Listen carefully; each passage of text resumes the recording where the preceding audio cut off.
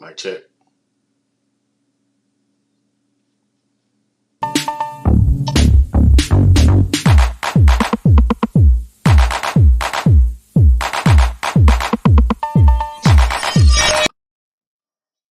What's up, everybody? It's your boy Coach T with Chicago Bears 360 with Coach T and Swifty. I don't know if my boy is Coach T. Swifty's gonna be able to join us today. He's working out some logistical issues. Shout out to him, by the way. I know he's gonna join us probably in the comments. Welcome to the show today, man. Listen, I think we got another good one for you today. Do me a favor as you come in the comments section, run those likes up. All right. Also, if it's your first time viewing the show on the playback or otherwise, do me a favor, subscribe to the channel. Hit the notification bell, man, so you can become part of the family, man. Welcome back to another week of Bears football, Bears versus Texans. Pre-game show for you. I think we got another good one for you. I'm going to preview the game, what I think the Bears can do to win the game offensively and both defensively and offensively. And just some key pointers, man. We may get into Coach T's playbook if it comes up. If not, we're going to let it do what it do, man. So y'all know what's next, man. Hit that like, subscribe, notification bell. Also, you can follow me on Twitter at Bears360_Coach T. Let's get into it. Y'all know what's next. Cue the intro, maestro. Contra.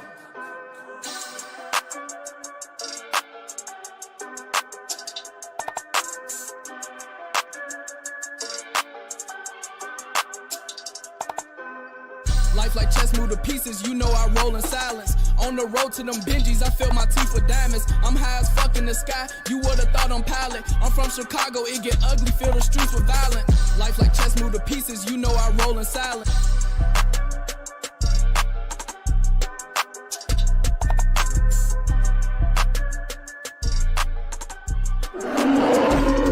Past, present, future. We bear down. And just like that, welcome back to the show, the Chicago Bears 360 with Coach T. I said hopefully my boy Swifty can join us a little bit later. If not, I'm sure he'll be down in the comments.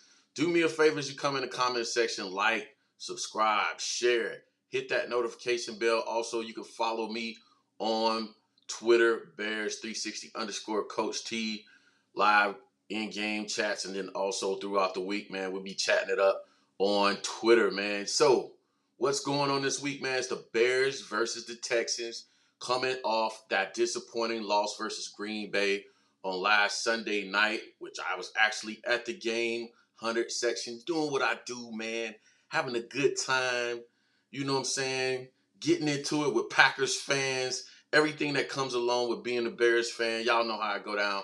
But anyway, man, we just had a good time, man. We traveled up to Green Bay last Sunday. Checked out the game live, man. And I just want to give you a real brief recap of last week's game, man. I said last week that, that there were opportunities, man, to win that game. And I think moving forward, going into this week, I expect Luke Getsy to capitalize on the mistakes in this Bears team to improve upon the mistakes they made last week versus Green Bay. One of the things that I said coming out of last game is it was contrary to what a lot of the popular beliefs were on Bears Twitter and some of Bears Nation on other social media platforms. Anytime you're averaging 8.1 yards a pop with your star running back and then 9.5 yards a pop with your backup running back, you continue to run the ball. One of the things we discovered after last week's press conferences, especially the Luke Getsy's press conference, was that he actually had called 20 or so pass plays, but it only resulted in 11 passes from Justin Fields. And that's one of the things that we overlooked probably across all medium platforms that, when you're calling a play, and I don't know how I overlooked this as a former play caller, but when you're calling plays from the booth or you're calling plays from the sidelines, some of those plays get audible. And some of those plays, sometimes you audible out of some of those plays, and sometimes the plays just break down into become runs by your quarterback. And Luke said that's exactly what happened during the game. Some of the plays that he called ended up resulting in runs by Justin Fields, namely the touchdown that he ended up swooping out and running out to the outside and scoring on, I believe, on the second drive of the game. So a lot was made about Luke calling, quote-unquote, 11 plays, but he actually called 20. Now, keep in mind we only had 41 plays, offensive plays in that game, which is really low, which speaks to my pregame or postgame wrap up versus Green Bay on Wednesday. That's why I said we have to continue to run the ball when we're averaging that many yards on the ground, because more runs equal at that rate, more runs equal more possessions. So if you got to do what you're successful at doing, right? More runs would equal more possessions, equal more opportunities to throw the ball. I think you go back to the game, our time of possessions, Green Bay's time of possession was almost 3 to 4 times as much time of possession that we had in that game. So going into the game versus the Texans, I expect us to run the ball. And I heard a lot of conversation about, well, what happens when the Texans or future opponents stack the box with 8-man. Let me tell you, Green Bay, predominantly for the majority of that game, had 8-man boxes, and we were still able to run the ball versus Green Bay with an 8-man box. The only difference between having an 8-man box and 7-man box, what you try to do as a offensive coordinator is you try to attack the edges and the outside. So you try to split the field in half, because no matter what, your defense is going to shade to the strength of your formation, meaning wherever you have the numbers, they're always going to put their numbers to the side of your numbers. And if you can get off tackle away from the numbers, then you can still be successful in your run game. So going to the Texas game, I expect us to continue to run the ball and force the Texans to stop our offense and our offensive line and our running backs, who average probably almost after 2 games, or average at least probably 5 or 6 yards per carry on the ground. So continue to run the ball. Also, coming out of our first 2 weeks, our offensive linemen, our tackles, our guards, and I think with the exception of, and I saw somebody put this out there too, even Sam Mustipher is grading out league-wide amongst the highest offensive linemen in the league. Collectively, I do believe the stat that our offensive line is grading out amongst the best in the league. There's a player or two here or there where I think we may not be, those stats may not be as accurate, but still, our offensive line has been great, even through 2 weeks. Believe it or not, if you actually go back and watch the film, especially in the run game, in 2 weeks of ball play. So I would continue to run the ball this week, averaging 6-7 yards a carry, between 5 and 7 yards a carry for the season. Make them stop Demo. Make them stop Khalil Herbert. Continue to run off tackle. Now, let's go specifically in the running game, what I specifically want to see. Because I know we say run the ball, but there's a specific style that I even noticed at the game that we need to stick with.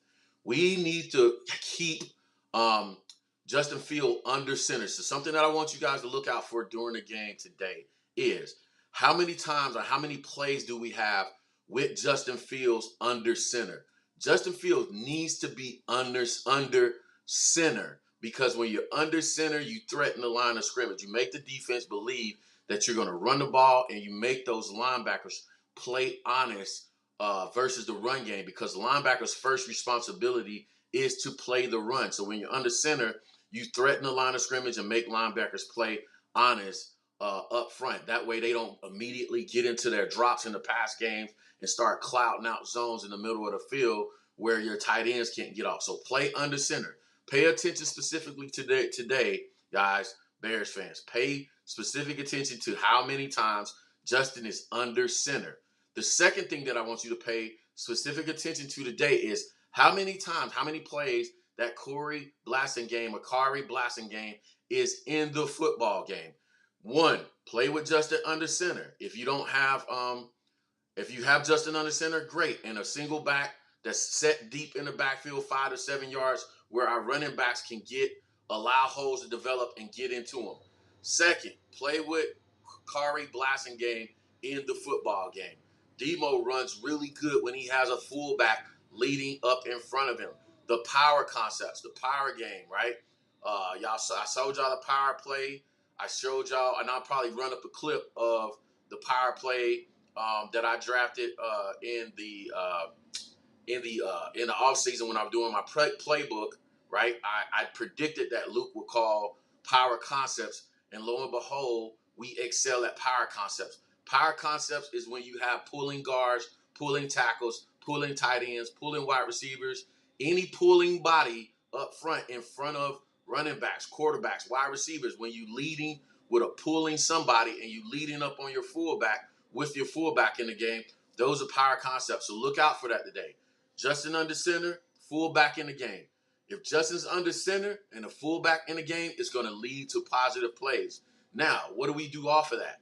Then you run your boots, or let me stop with that. Don't go straight to boots.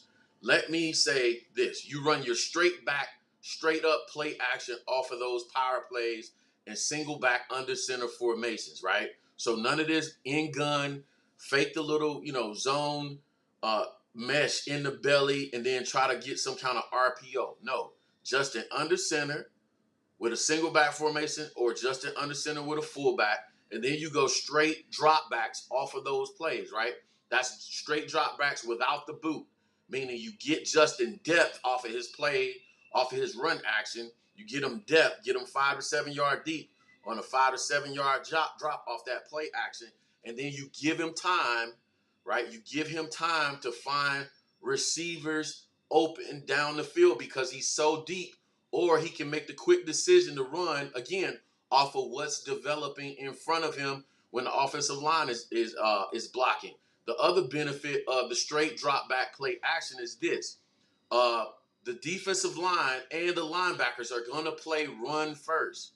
The defensive line and the linebackers are going to play run first. So the defensive line, even though you're passing the ball, they're going to check run first, and they're going to take care of their run responsibilities first. And then they're going to notice, oh, it's not a run, it's a pass. And then they'll start to get into their pass rush route. That buys you time up front with the offensive line, and that buys you time to scan the field in the play game, right? So run the ball with power concepts, single back, under center, single back, under center, full back. Get your running backs deep so they can read the holes on the run game, but then go straight drop back, right? 5 to 7 yard or 5 to 7 drop, 5 7 step drops. So Justin will have time to scan the field, right? Also, that'll slow up the pass rush, slow up the linebackers, right, from getting to their drops, and to give Justin time to scan the field, right? Whether it's high-low reads or whether it's left to right reads or whether it's right to left reads, Justin will have more time to read the field, right? Then if you absolutely have to, I'm not saying don't go in any spread formations out of gun. I'm not saying don't do that. You want to have all that in your library because you want to give the defense as much to look at as possible, right? Then you progress, right? Well, let me not skip straight to spread. Off of the straight drop backs, then you can run some naked boots, right? You can run some boots. You can run some stuff like that, but that's ketchup and mustard. That's condiments. You can't run boots and stuff every other play, right? Then you can get to your spread offense. Then you can get in the gun, multiple receiver sets. If you want to run a little bit of zone read, right? Some zone out of the spread formation. You can run some zone out of the shotgun just to keep defenses honest. But this is not our bread and butter. This is not what we're great at. So you can run a little bit of zone out of gun, right? But make sure if you're going to run zone out of gun, make sure you run the zone read occasionally, meaning you run the zone read and you allow Justin to keep the ball, maybe on 3rd and 1 or something like that, or 2nd and short or something like that, just to keep the chains moving, just to keep the defense honest, right? But you cannot specialize in zone read, meaning whether you give the zone or whether you keep the zone. We can't specialize in that. And we can't specialize necessarily in the RPO game. Now, if you run it and you're successful at a zone give or a zone keep, which is zone read, then make sure that you're playing off of that, right? And if the defense adjusts to that, then you run some RPO. That's the progression. You give, right? You beat the defense, right? They'll adjust. Then you run a few keeps, right? With the zone read. and make them adjust, and then you go to the RPO game, right? So set things up. All I'm saying overall, whether you're running power concepts or zone concepts, Luke has to do a better job this week of setting things up, understanding what you were successful at, and then you run the plays off of that, right? You give them a look that you were successful at, and then you run the plays off of that, even in the zone game. So zone read give, zone read keep. Then you go to your RPO game, right? Then you go to your RPO game, and then you start hitting your tight ends and your wide receiver off your RPO games. That's one of the ways. 88 Buck just asked how can we get what are thoughts on Cole Kmet? Cole Kmet is spending so much time blocking, right? He's spending so much energy and time blocking that, you know what I'm saying, we can't afford to not have him in the game because he's our best running back, best tight end, blocking tight end, right? The other guys are not as good at Cole at blocking. So Cole is at least as good at blocking, especially in the run game. We can't, I know y'all looking for Cole to get, 5 or 6 catches for however many yards and stuff a game, but we can't afford not to play with Cole because Cole is part of that run game, believe it or not. Nobody sees that part of his game because we only look for tight ends to catch the ball. But one of the ways you can get Cole off is by if you go RPO game, right, and then hit him with some short digs and comebacks and stuff like that. Play off of, set things up. The other thing that I want to see is I want to see us do more with the short screen game, right? The quick hitches out to the outside. Cole has to block better than he did versus Green Bay on that quick screen game. But Justin has to get the wide receivers the ball clean on those plays as well. So run the ball, power, off tackle, fullback in the game, single back sets with no fullback. Just continue to run the ball. Zone, outside zone, inside zone, split zone where the tight end crosses the formation. That's split zone. Run your powers, right? Run your powers with the tackle pulling up in the hole, fullback leading up on the outside linebacker. Run your powers. Run your counters, right? Now, if you're going to go to the spread formation, you can run your counters out of spread. I like counters out of spread or out of gun. You run your counters, straight drop backs, run your run your naked boots. All right, run all that stuff, and then go to your quick screen game out to the outside, to your running backs and stuff like that to get easy, cheap yards to the outside. And then later, then you work towards your intermediate game, your intermediate passing game, right?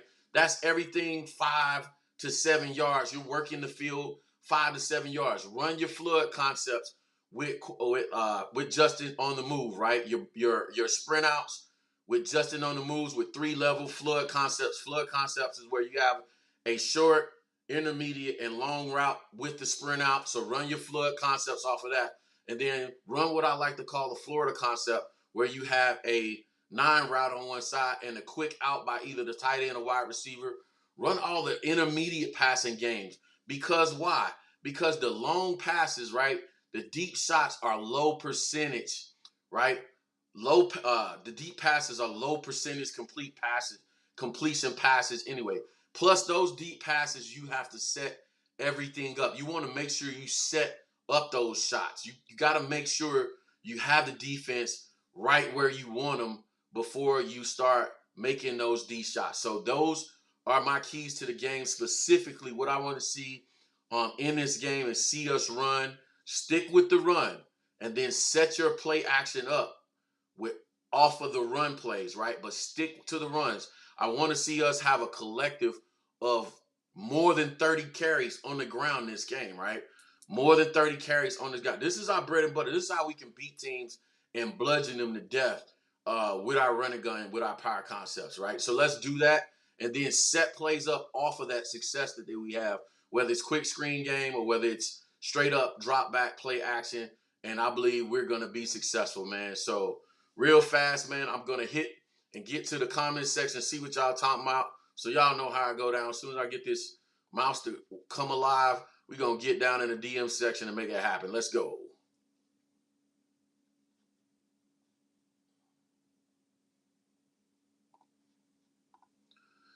I don't know what happened to my music, man. Maybe YouTube finally canceled out the music. that goes along with that segment, but it's not bad. Anyway, let's get to the DM section. Y'all know as always, bro, we got a boy Don Burr in the comment sections. Better call on him and D. I don't know what you're talking about. Detroit comes off a little bit. What's y'all record, Don? Y'all 1-1 too. Everybody in the division 1-1 so far. I think we're in second place in the division still, coming off the loss to Green Bay. So nothing to worry about. And again, I was at the Green Bay game live in person, bro. We had opportunities to come back in that game. We just didn't capitalize on it, especially the 4th and 1 play. So not to worry. Like I said, if Luke sticks to our running game, which is demoralizing and which is straight up just a beast, then I think we'll be fine. Steve-O Speak says, let me get Steve-O up on the screen. Steve-O said, definitely telling Cole to block more.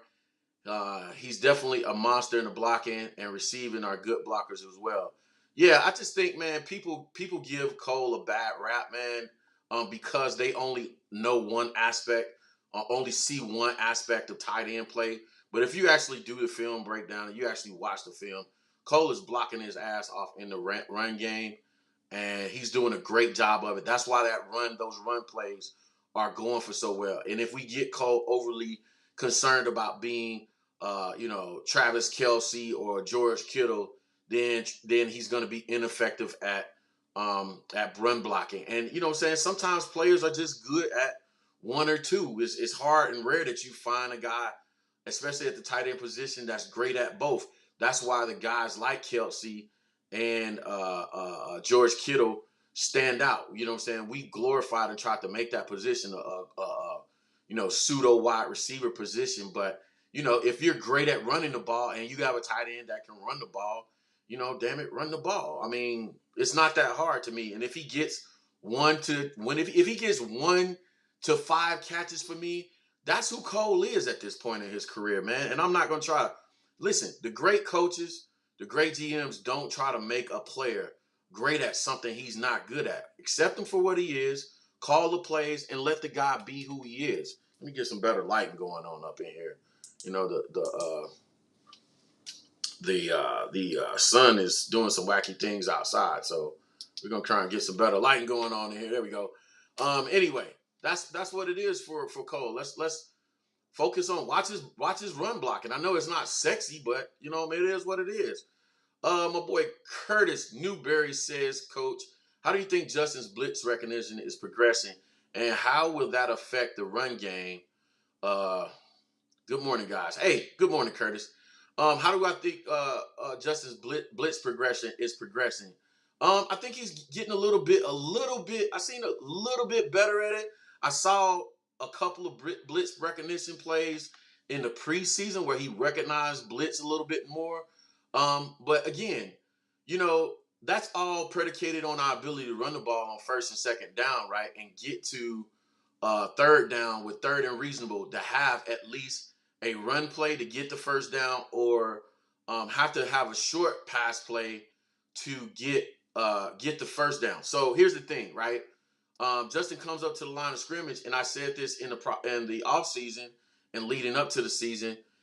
He has to do a better job, or at least continue to progress in using his cadence, his snap count to recognize those blitzes. So if he's going hard count on 2 and 3, the second and third counts. If he's going hard count on the first count, he'll get those linebackers to jump, or whoever's coming to jump, and then he can adjust the play on that.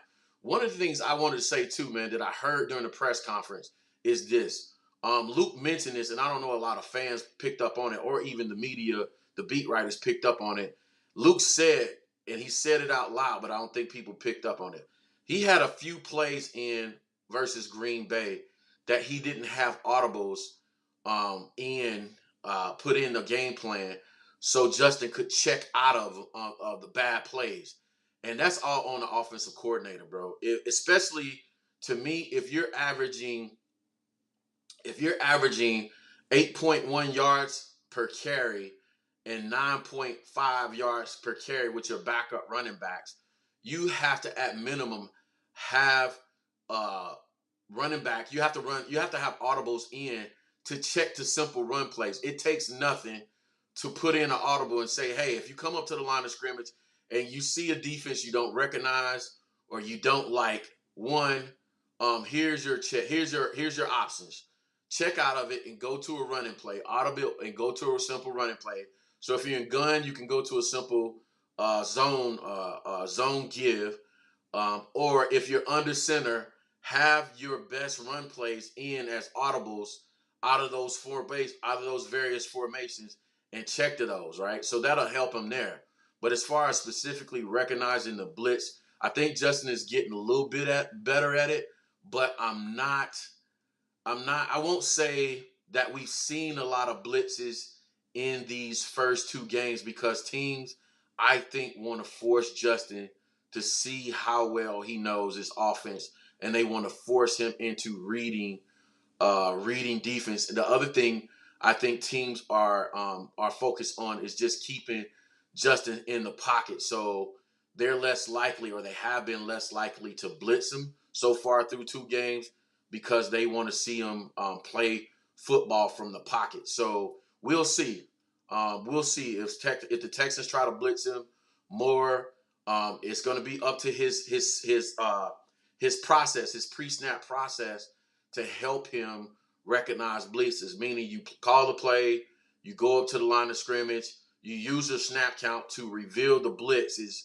You make your play adjustments based off of that, or you make your line protections adjustments off of what you see. So you might call. I was watching a game the other night, and I told y'all about how I install blitz adjustments. So I would have my guys have a rain of lightning call, meaning you slide protection to the left or right based off of what you see in the numbers, right?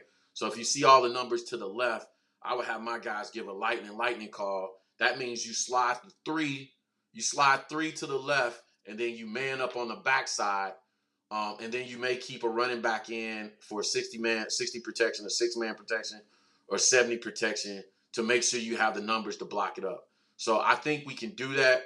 We just got to get more experience at it and better at it. All right. So 88 Buck, let me get this off the screen so I can see your comment.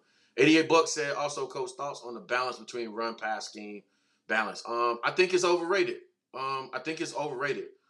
As a play caller, as a former play caller, again, you do want to have balance theoretically, but you know what I'm saying? Like Herman Edwards said in a famous press conference, bro, you play to win the game, right? You play to win the game. And then also, as Luke said, you take what the defense presents to you.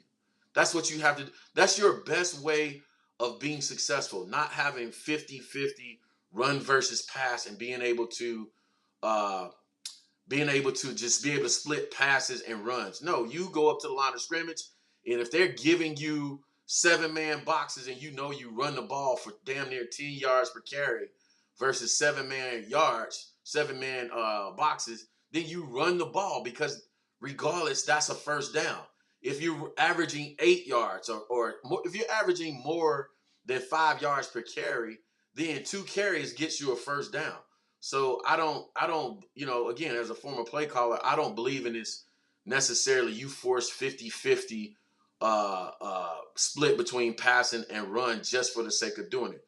If I'm killing you in my run game, I'm gonna turn it from a football game into a track meet because I'm gonna run the ball that much. That's how much I despise or don't believe in that concept. No, you call plays that's going to work for your team. I feel like if we do that, right, if we force 50-50 on Justin, right now in his experience in this offense, he's not ready to read the defenses quickly enough to throw the ball and read and react. He doesn't have that muscle memory in this offense yet, and we're going to force him to make mistakes. No. If you're going to run the ball, if you're running the ball successfully, continue to run the ball and then get them easy dump passes into the flat. So one of the plays that I said I want to see specifically this week was off of the power concepts.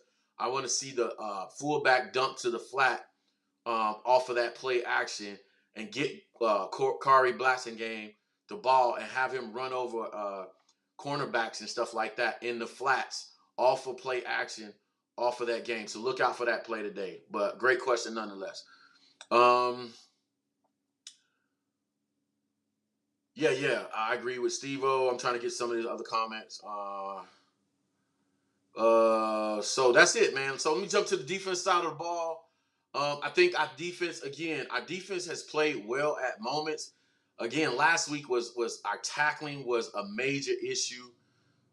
Tackling was a major issue. That came out in the press conference. We have to be better at tackling the ball, tackling the hips, running our hips through the tackles, and just making solid tackles. And then the other guys running to the ball. I think, and I don't think it was even an issue with guys just raking at the ball last week. I think it was nerves. I think it was we just wet the bed, man, in terms of being on the big stage on Sunday night, and some of our younger players did some things that was uncharacteristic of them coming out of the first game. So you just coach it back up, man, and you emphasize it in your indies or individual drills, as we call them. We call them indies. You go into indies at practice, and you tackle until people are ready to puke. Basically, you make them. You drive the point home that we're going to tackle well on this football team, and you drive home the point. If nothing else, you got to run to the ball, and you have to tackle fundamentally. So that was a big part of the game. And I'll say this: one of the things that stuck out very, very explicitly to me about this defense is Robert Quinn was just not good in the run game. Green Bay picked on him in the run game. They ran the powers that I described for us to run, where you lead up on the fullback and you lead up on the outside linebacker or the defensive end with the fullback, and you have a pulling guard pull around. They were just washing Robert Quinn down the line of scrimmage past the center.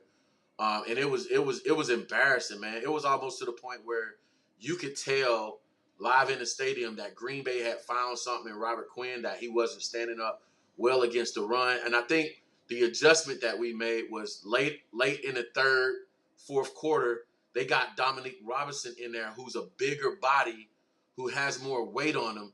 And Dominique Robinson played the run well, and they could no longer run the ball at Dominique Robinson or run the ball off the offense's left side, right? They couldn't run to our defense's right side to the offense's left side, and they couldn't capitalize on those big runs anymore. So I think the adjustment our defensive coordinator needs to make is he needs to pick and choose where he plays Robert Quinn. He needs to make Robert Quinn a pass rushing specialist, right? So first and third downs maybe, and have Dominique Robinson going in on some first and second down. So splitting reps more with Dominique Robinson and Robert Quinn, because you best believe it, the Texans saw what Green Bay did to Robert Quinn on film. And if he's in the game as much as he was versus Green Bay, they are absolutely going to attack him off of the power formations. They're going to run the ball. So look for that. Look at the right side of our line. Look at when they make big runs, is Robert Quinn in the game? And then look at the difference versus when Dominique Robinson, the rookie phenom, is in the game, and let me know the difference in what you see. So what I will say about our defense is as well, that run game is very, very, very stout on our left side. So the other side where Muhammad is, and our one technique or our nose is, Green Bay couldn't get nothing on that side. They couldn't get anything. So that left side of our defense is stout versus the run game. But that right side needs some help, and that's the side where Robert Quinn is. Another thing that I saw a lot of people giving Roquan Smith a hard time because he made some. It seemed like at first glance he made some bad plays in that game, but I saw Alan Williams doing a lot of stunts, a lot of slants with the defensive line, right? A lot of slants, right? Slant right, slant left was where you go against your normal gap and try to get in gap penetration with the defensive line to try to get penetration, because a 4-3 is a penetration-based defense.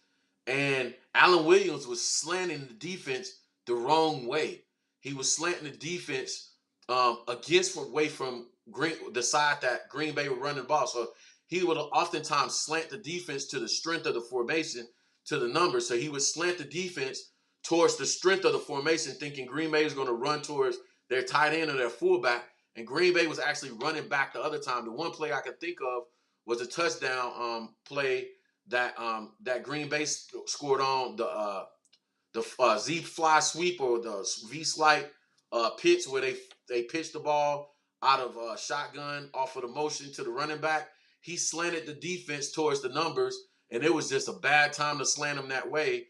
And what happens is when you slant the defense one way, the linebackers have to go back, and the linebackers have to make up for the gaps that the defensive lines vacated, and they just didn't get there off of those slants. I think he needs to stay away from those slants and just play straight up defense and ball the way he can. Just ball, let our guys ball, and be more simplistic in his defensive front slants and stuff, and just let those guys play ball. Let them play their base gaps. Don't outcoach yourself. That's both of our offensive coordinators. I think they overcoached a little bit versus Green Bay game. They tried to do a little bit too much, and they got caught with their pants down a couple times. So just play ball. Just let the guys line up and play ball on defense. Again, secondary, just tackle better. Just tackle better. You know what I'm saying? Tackle better. I think our safeties played well. Brisker's played well. He balled up. He showed that he's that guy still. Eddie's playing well. I think our corners just have to tackle better, and I'm expecting a way better game out of Kyler Gordon, the rookie. You know what I'm saying? He got exposed a little bit versus Green Bay, but really everybody has to tackle better, especially our corners. They have to tackle better. Robert Quinn doesn't need to be in the game on rundowns, and our linebackers just have to fly to the ball. Another thing I feel like got exposed versus Green Bay was our personnel grouping sometimes wasn't right. So, for example, Green Bay's running back, number 33, how does he get matched up on third and short versus Green Bay's quick running back there, number 33, Morrow? How does he get matched up in man-to-man coverage versus Morrow in that situation? I don't know. When I saw Green Bay's running back live at the game, when I saw him go in motion and then I saw Morrow go with him, I was like, that's an easy first down, right?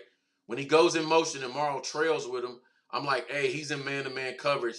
That kid is going to beat him every time, whether it's to the inside or outside. That's an easy read for Aaron Rodgers. So, again, the defensive coordinator didn't necessarily, in certain situations, didn't have our personnel groupings in that situation.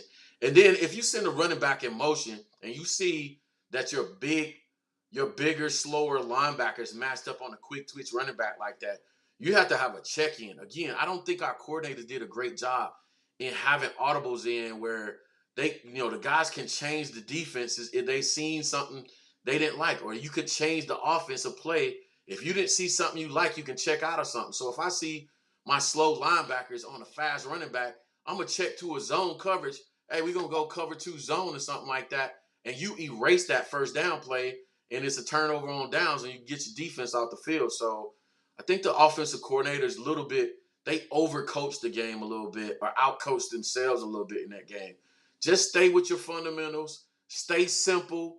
When you have to dial up a blitz, dial up when you really need to get a play made, or you know what I'm saying? When you're off schedule, dial something up then, or dial something up fancy then. But run the ball, stop the run, and just play ball. Don't try to become, a genius, labeled as a genius or a coaching guru in 1 or 2 games. It's still early. You know what I'm saying? Find out what you got in your base defense and just let them play fast. That's my synopsis for the defense. I'm going back to the DM section, see what y'all talking about. It goes down in the DM. It go down. It go down in the DM. It go down. It go.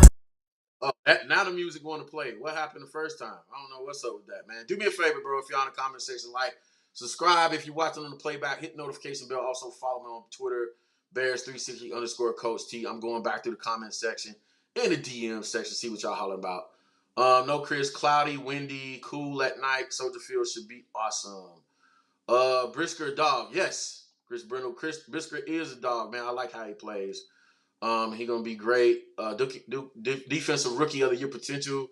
Definitely want to see more of Blasingame out there. Absolutely, Chris. Blasingame is the key to success to me. Matter of fact, it was funny at the Green Bay game on Sunday night. I was sitting next to some Bears fans, and I was telling them, bro, watch out this, bro. I coached this game. I said, listen, every time Blasingame is in the game, great things happen. And then actually somebody posted out on Twitter.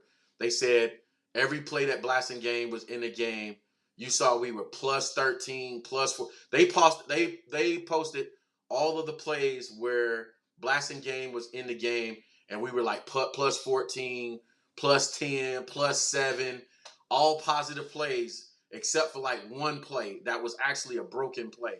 So when Blasingame is in the game, you know what I'm saying, it was positive things happen, and I'm looking for that to be the same today. Blastingame's in the game, you're going to see positive things happen.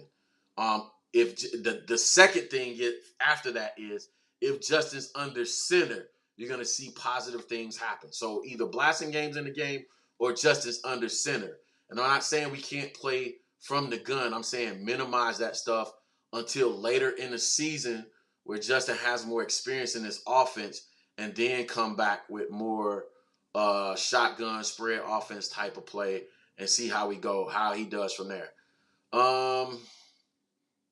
What is this dude talking about right here?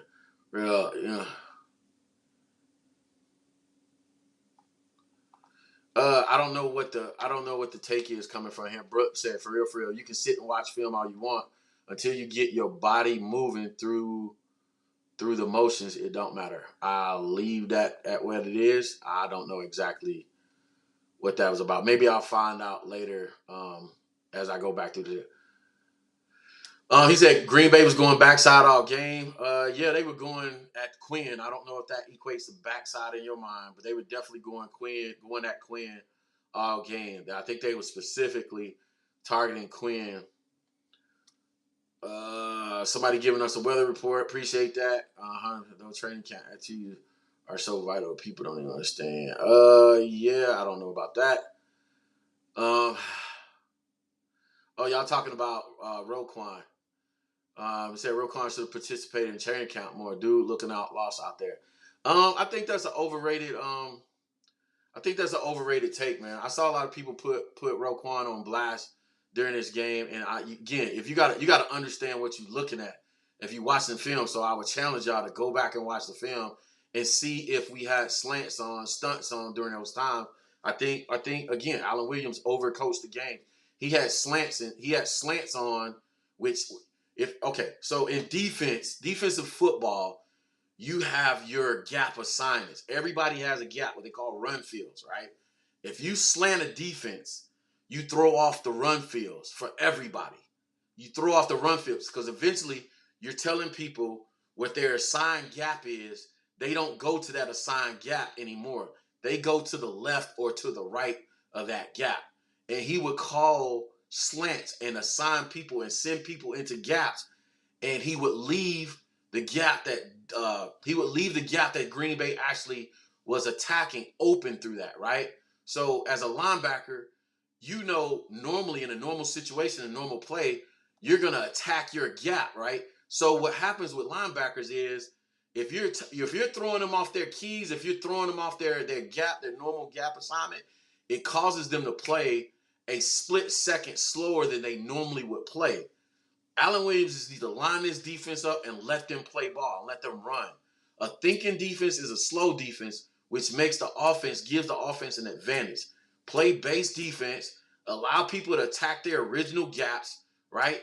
And just play ball. Just play ball, coach. Just let these guys run fast to the ball and tackle. That's why you didn't see as much swarming versus Green Bay that you saw versus San Francisco, because I think the guy was trying to do too much, and he got our defense a little bit off kilter a little bit because he was trying to do too much.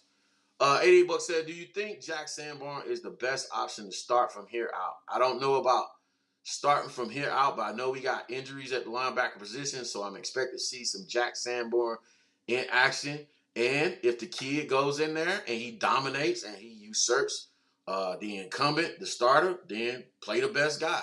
That's all I got to say about it. I don't fall in love with players and names. hey, it's the best man plays. That's it. You know what I'm saying? So if he shows he goes up there and he, you know what I'm saying, he balls out, then let him play. That's I'm interested in seeing what he does though. I am interested in seeing what he does. So shout out to Jack Sanborn. Go out there and ball today, bro. Show us what you got. Here's your opportunity. You know what I'm saying? The NFL is about opportunities. That's nothing is promised, right? I think Gibson should be out there more. Best tape I watched him play. Absolutely, man. So here's the thing, bro. Absolutely. And that's the name that I forgot, right? So between Gibson, here's the thing. Gibson, Muhammad, and Dominique Robinson are your best combos versus the run. Gibson, Muhammad, and Robinson are your best combos versus the run game. That Robert Quinn out there versus run plays is just not where it's at. You bring Robert Quinn on first, you got to swing him in on first and third down. So obviously, third and long, Robert Quinn should be out there, right? One of the best pass rusher we got, right? But now you go with Robert Quinn, you go Gibson, Muhammad, Robert Quinn, Dominique Robinson, right? On obvious pass down. But you have to, as a defensive coordinator or a defensive line coach, you have to pay attention to the stats throughout the game and seeing what your opponents like to do on first down. If they're running the majority of the time on first down, then you got to go with the bigger guy. You got to go with the more dominant run stopper at defensive end on those downs. If they like to throw the ball on first down, then go with Robert Quinn, right? So have Robert Quinn out there, have Dominique Robinson out there, have Gibson out there, your three best pass rusher, right? And then Muhammad can do his thing. Now, Muhammad's been balling out in the run game. He's been balling out. That left side of our defense, you just can't run against, right? So Allen Williams has to do something different over there. Absolutely has to do something different over there. But they have to pay attention to whether the Texans are running or passing on first down and get Robert Quinn out of the game if they like to run on first downs. My suspicion is the Texans are going to come out and try and run on first down because they expect Robert Quinn to get out there. They're going to attack him because we put it on film. And if I'm a coach, I'm going after him.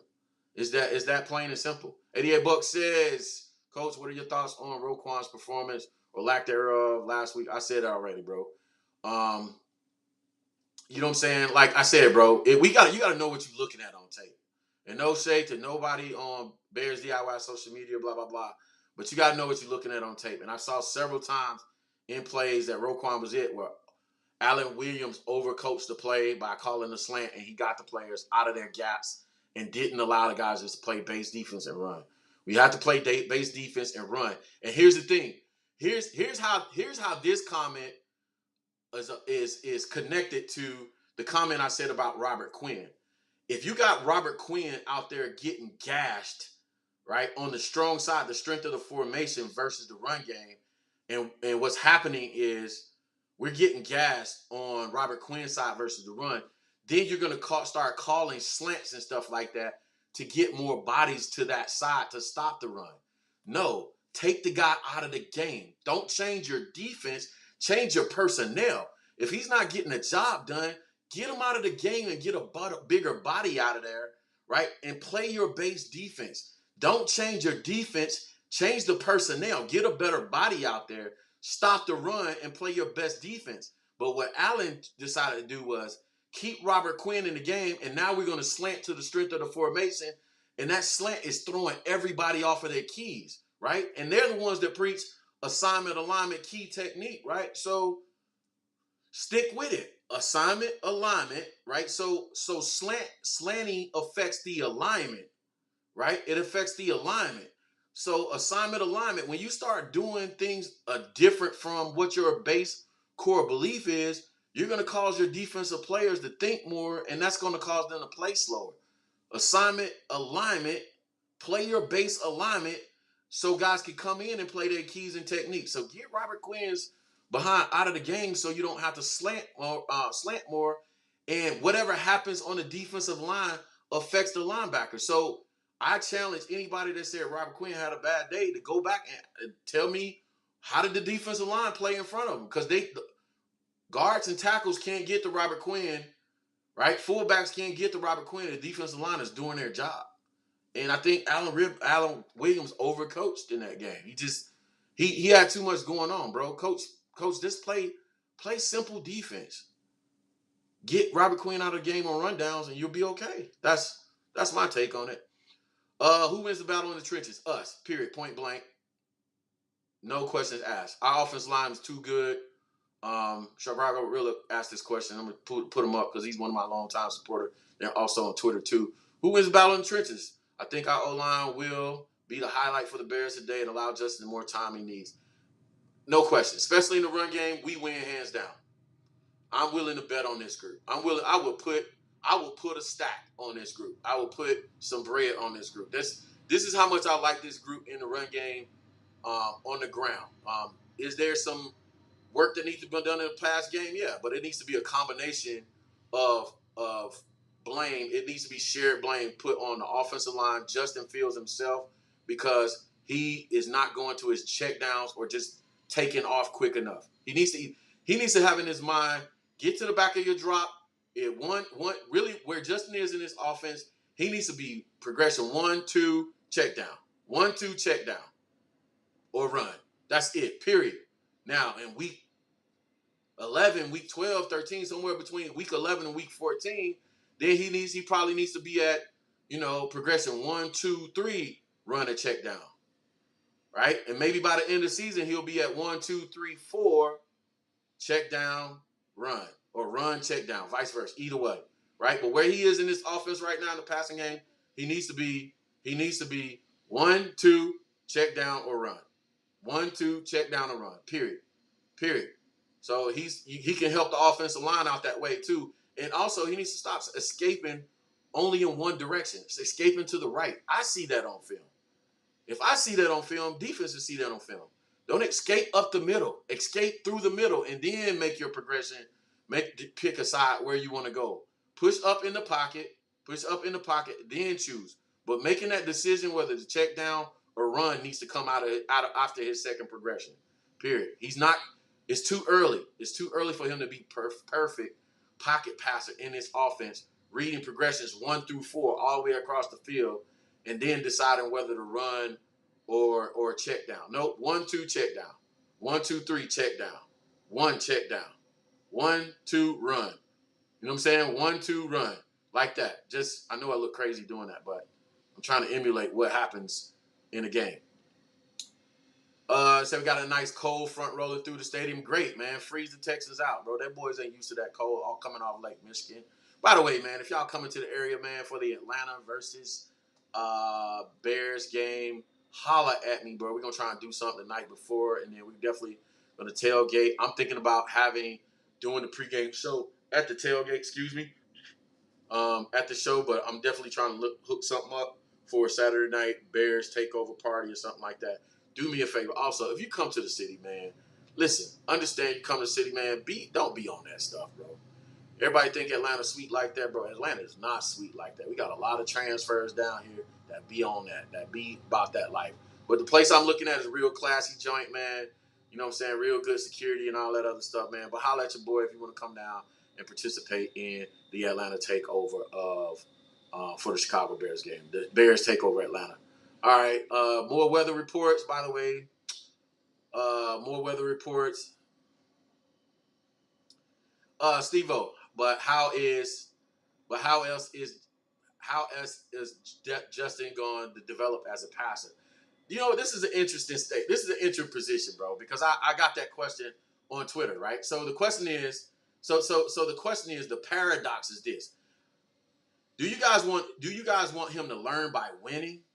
Do you guys want him to learn by winning? Or do y'all want him to learn by failing? That's the question you guys need to answer when y'all ask me that question. Somebody asked me that question or argued me that on Twitter too. You want him to do what he's not good at yet, and you want him to throw a bunch of interceptions, and you know how our fan base is. Our fan base doesn't know football. So all they're going to do is pile on this kid when he throws a bunch of interception. And I'm going ahead and put it out there because he's a black quarterback. He has a shorter leash than, the likes of like Peyton Manning's and Tom Brady's out there. Our fan base is going to turn on him, and then we're going to start calling him a bust because he's learning by throwing the ball and because he's not experienced enough in this offense. It's his second year, but first year in this offense. And remember what I said on my show Wednesday. You just don't learn a play in offensive football. You have to learn play number one versus 6 coverages. So for every play, let's say there's 6 base coverages that defenses play out there, right? There's one play versus 6 coverage. You're not learning one play when you learn one play. You're learning actually 6 plays, because when you calculate the number of looks you're going to get versus one play, you're learning that one play 4 to 6 times. You need to learn that one play versus 4 to 6 different looks. That's why he's not ready yet. Y'all want him to throw a pass. Y'all want him to throw the ball 25, 30, 40 times, and he's not there yet. The best thing for him to do, and his best friend, is the fact that we have a great running game. Run the ball, throw the ball off the run, right? Short intermediate pass, take shots when it's appropriate. And then later on in the season, as he gets more experience, when he starts shortening the difference between that one look and those 6, that one play and the 4 to 6 looks, later on in the season, he'll be able to do more of that reading, the whole field and stuff. Y'all want to make him Tom Brady so bad in the first year of his offense, which is no insult to y'all, but it gives me, I haven't done offensive football vibes, right? I don't understand offensive football vibes, which is why I'm here. I'm here to explain to y'all why things happen on the field the way they do. I would not put a freshman quarterback out there and throw my entire playbook at a freshman quarterback, right? This is his first experience in an offense. I would not do that. I want to find what he does well, and then what you do is throughout the season, you add a little bit more to his plate based off of what he's shown you. He's able to contain, what he's able to understand. So it's an 18-game season. We're great at running the ball. Why not run the ball? And then as we win, as he's developing off win, and we're taking the pressure off of him to be Tom Brady and Peyton Manning right now, right? Make him something that he's not. Then as we go throughout the season, add stuff to him little bit by little bit and let him learn to be a winner first. That's what Justin's trying to tell y'all in the press conference, but don't nobody want to pay attention. Y'all want the guy to throw the ball 30 to 40 times a game, and he's just not there yet. Now, versus certain teams, will he probably be able to get away with that? Yeah, he's going to show flashes in the pan, and he's going to show flashes, and the fan base is going to get excited, and they're going to be like, oh my God, we need to do more of that. But against some of these more advanced defenses, some of these winning teams, you're not going to be able to do that, Justin. So, again, stick with the run. If we're averaging a first down every 2 plays, stick with the run and allow him to learn by winning, right? And then, you know what I'm saying? Then slowly add stuff to his game. And then you get weeks 12, 14, 16, 18. He should have a little bit more experience in the offense, understand where how defenses are going to play certain looks. And then he'll be better at reading and progressing. Like your reading speeds up. So the analogy I did Wednesday was, guess what? We don't read the same as adults as we did in kindergarten or the first grade, right? First grade, kindergarten reading, by the time you get to 4th or 5th grade, you shouldn't have all that stutter in between your words. You shouldn't have all that pause. Your reading should be fluid. It should be muscle memory. It should be self-explanatory. It should be expressive. Same thing with the offense. You know what I'm saying? The older you get in the offense, the more seasoned you get in the offense, more fluid it is, more muscle memory, more instant reaction instead of guessing what you're looking at. You know what I'm saying? So, and I meant what I said about that, man, about the fact that Justin doesn't listen. Y'all don't want to hear this, but we need to be real, bro. Justin doesn't have the leash. He doesn't have the leeway to fail in Chicago. You know what I'm saying? Black quarterbacks in the league don't have the leeway to fail. Y'all already saw after the Green Bay game how quickly our fan base began turning on him because we only threw 11 passes. Justin was reading slow, and 99% of fans don't understand football, offensive football especially. They don't understand the progression. They think you have an off season They think you go out there, just like I said on Wednesday, 99% of our fans don't understand what it takes to get from a first day of the week in practice to a last day. They don't understand how a playbook is put together, a play sheet is put together. They don't understand a game plan is put together. And they definitely haven't called plays on a Friday night or a Saturday afternoon or a Sunday with 5,000, 6,000, 70,000 fans, offensive coordinators in the stands that think they know how to do your job better than you, and you got 24 seconds to pick the right play. Fans don't know that pressure. They don't know that pressure. So we just got to chill, man, on the try to get Justin to be Peyton Manning right now. Like that's not where he's not going to be successful, bro. And we're going to be in the tank because we're going to feel like we got another quarterback that just didn't pan out in Chicago, and we're going to go with the Chicago can't find franchise quarterbacks tape. When no, we're not patient enough, and we don't allow quarterbacks to develop. I beat that horse to death. Coach, I agree 200%. We're really confused when Coach Flu said we want to have. Yeah, man, this I think Coach Flu was. I'm going to 88 Bucks comment and say I agree with you. He's confused when Coach Flu said he wanted to have our rush and pass balance. It's like, why play to win? Listen, man, I think Coach Flu was just answering, giving Coach speak to the press, and just trying to basically shut. Sometimes as a coach, man, you just tell people what they want to do to shut them up, bro. Because here's the thing. A lot of times when I try to on this show, they express what it's like to be out on a Friday night holding the call sheet and calling plays and all the stuff you have to go through to prepare for a game plan. Go back and watch Wednesday's rant video I did for the show. I talked about going through a week, and I would love for fan base to go through an offensive coordinator's game preparation week, right? Where you start out with film in 75 plays or 100 plays, and you have to narrow it down to 25 plays that you think you can get away with, that you can run versus an opponent on a Friday or a Saturday, right? And you go through the practices and process of narrowing down 80, 90, 70 to 25 to 30 plays that you're going to actually call, and you put on that call sheet, developing your best packages for each players that you put on that call sheet, and you holding that call sheet on a Friday night under the lights, 5,000 to 7,000 fans in the crowd, 24 seconds on the clock to choose the right play, and everybody in the stands think they know their job better than you. People said, somebody said on Twitter, they said, I would love to have your confidence one day. And he was trying to be funny, but that confidence comes from being in that position. If you can't be in that position, you can't be in that position and not be confident. You have to be borderline a-hole. You got to be borderline narcissistic.